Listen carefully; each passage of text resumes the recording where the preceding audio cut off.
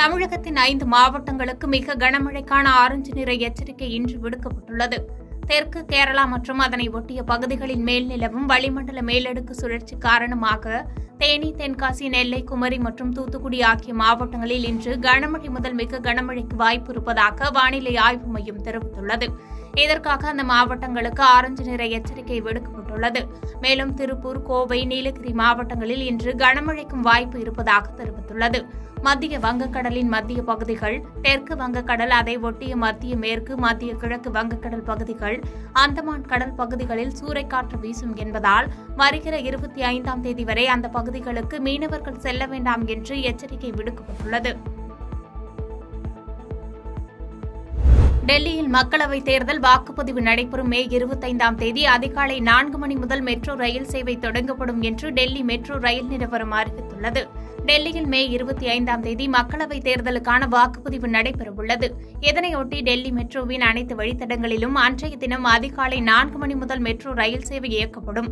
தேர்தல் பணியில் ஈடுபடும் பணியாளர்கள் வாக்குச்சாவடிகளுக்கு முன்கூட்டியே செல்லும் வகையில் இந்த ஏற்பாடு செய்யப்பட்டுள்ளதாக தகவல் வெளியாகியுள்ளது.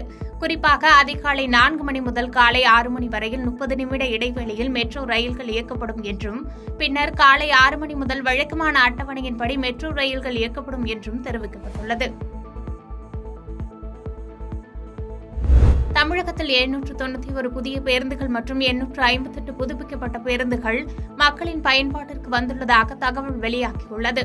திமுக ஆட்சியில் இதுவரை 791 புதிய பேருந்துகளும் 858 புதுப்பிக்கப்பட்ட பேருந்துகளும் மக்கள் பயன்பாட்டிற்கு வந்துள்ளன என்றும், அடுத்த ஆண்டிற்குள் சுமார் 8000 புதிய பேருந்துகள் மக்களின் பயன்பாட்டிற்கு வரும் என்று போக்குவரத்துத்துறை அமைச்சர் சிவசங்கர் உறுதியளித்துள்ளார்.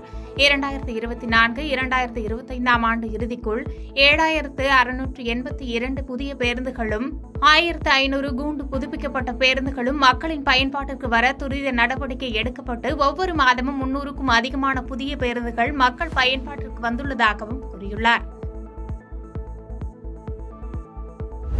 IPL கிரிக்கெட் போட்டிக்கான நுழைவுச் சீட்டை காண்பித்து மாநகர பேருந்துகளில் சலுகை பயணத்திற்கு அனுமதி இல்லை என மாநகர போக்குவரத்து கழகம் தெரிவித்துள்ளது. IPL 2024 கிரிக்கெட் குவாலிஃபயர் மற்றும் இறுதி ஆட்டம் வெள்ளிக்கிழமை மற்றும் ஞாயிற்றுக்கிழமை சென்னை MA சிதம்பரம் விளையாட்டு மைதானத்தில் நடைபெறவுள்ளது. முந்தைய போட்டிகளில் IPL போட்டிக்கான இணையதள நுழைவு சீட்டு வைத்திருந்தால் அவற்றை காண்பித்து மாநகர பேருந்துகளில் கட்டணமின்றி பயணம் செய்யலாம் என அறிவிக்கப்பட்டிருந்தது.